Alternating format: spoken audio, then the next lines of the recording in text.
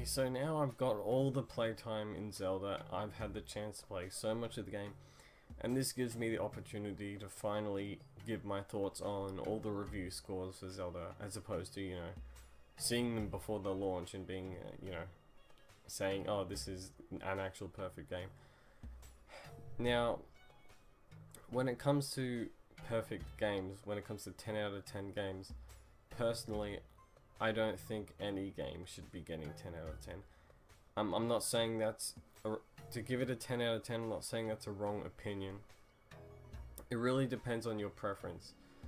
Now, I believe you can have a 10 out of 10 experience with the game. I definitely had a 10 out of 10 experience with Zelda. That is for sure. But as a review for the game, I don't think that's how it should be reviewed. Now, a lot of the big websites, the biggest websites gave it 10 out of 10s.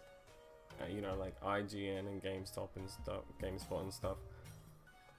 I don't know what to think about that.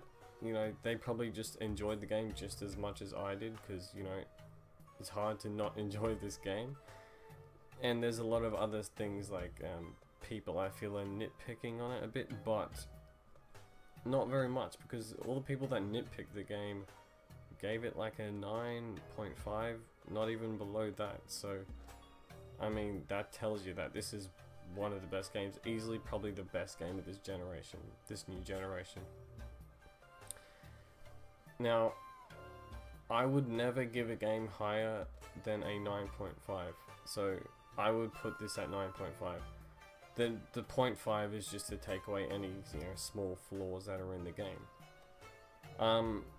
No game is flawless. It's really quite simple. I'm cool with people giving a game 10 out of 10 regardless. And it's really nice to see people, give a game the praise that it deserves.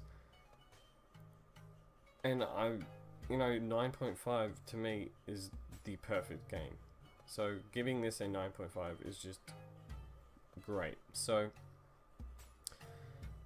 now when it comes to people, I just want to talk about the weapon durability, because that seems to be a pretty big hot topic when it comes to Zelda. Now, that's the only complaint I see with people. People say, the weapon durability, oh, these weapons break so much, blah blah blah. Well, it really comes down to building Link, upgrading Link and how many weapons you can carry, and as you get through the game, weapons become much better and easier to come by. It really, I'd say the start of the game was a bit of a problem, but I honestly think the weapon system's fine. It's a good new take on Zelda. Like, I did not have a problem switching from different weapons just to have a bit of variety. I personally love the weapon system, and I love collecting new weapons and seeing what kind of new, attack buffs I can get on them. At the moment, I'm just trying to find the most powerful weapons and stuff.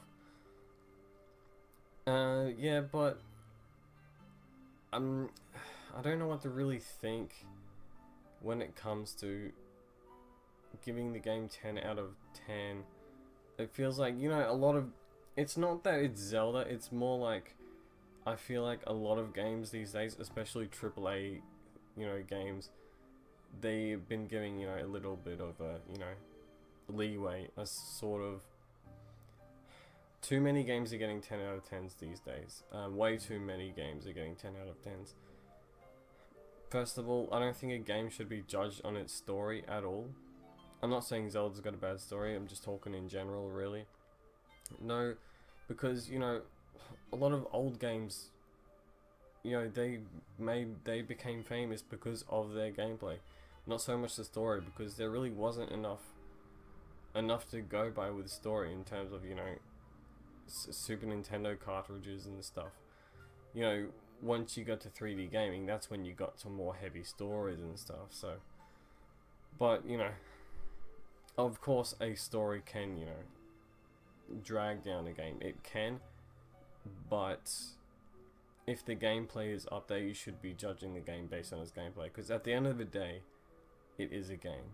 And with Zelda, I think the gameplay is perfect. I cannot think of a better battle system, better items, better puzzles. Like, there's just so much to do in the game. Exploring is amazing, and it's really hard for me to find any flaws. I think the only flaw I can find is just weapons break a little too easy, and that's not even a big deal because I enjoy the weapon system a lot still. So I mean, the whole Blood Moon aspect allows you to go grab the weapons that you loved before, and not only that, actually no, I don't want to get into spoilers at all, so I'll let you guys play it if you haven't seen it yet. But although, so 10 out of 10 games, if we're playing that to be fair, yeah, Zelda deserves it because everything else these days are getting 10 out of 10s. I feel like all the games that are getting the most hype, I feel like games are getting 10 out of 10s based on their hype, not the actual game. I'm not saying the games that have been getting 10 out of 10s don't deserve it, but you know, a lot of games these days have a lot of flaws that drag down the game, and I feel like a lot of reviewers sort of ignore those flaws. You know, I feel like I'm completely deriving from Zelda. It's just that all I'm saying is, it just depends on your perspective on reviewing games. It's either you review it based on your experience, or you review it based on the objective qualities of the game. So of course I would go with the objective qualities of the game because it's a review, not a not a little kiss and tell story. So, but I mean, that's just what the gaming industry is like these days, in terms of reviews and stuff. But Zelda is amazing. My perfect score is 9.5. I would give Zelda 9.5. It's tied with my favorite game, being Xenoblade Chronicles. It's amazing to have this game in my possession. I love this game so much. And when the DLC comes out, all the DLC, I'll be 100%ing this game because I don't really want to 100% it before the actual DLC comes out because I want to get the full experience, you know, in that 100% run. But that's my overall thoughts on, you know, giving games 10 out of 10s, not just specifically Zelda, but, you know, it's amazing to see Zelda do so successful. Like, it's really consistent with these reviews. They're not fluctuating usually. Like, you always see games going from 8.5 or just 8, you know, all the way to 10 to 9. It usually fluctuates between that, but with the, you know, the third-party AAA games.